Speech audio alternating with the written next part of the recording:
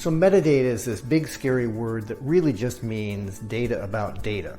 And for your photos, that means the information about the photograph.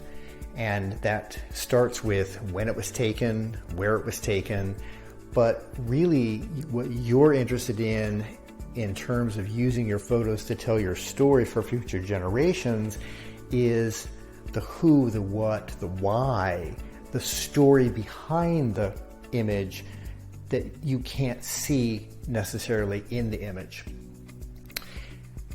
So photo organizing software allows you to add the metadata to your digital images because your camera only will do time, date, and maybe location.